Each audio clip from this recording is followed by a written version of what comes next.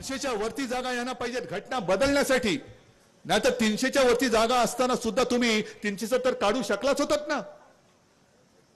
मग तेव्हा तुम्हाला बहुमताची गरज होती आणि बहुमत तुमच्याकडे होतं, आम्ही सुद्धा बरोबर होतो. काश्मीरचा 370 कलम काढताना आम्ही सुद्धा पाठिंबा दिला, इतर अनेक चांगल्या गोष्टींना आम्ही पाठिंबा दिलाच.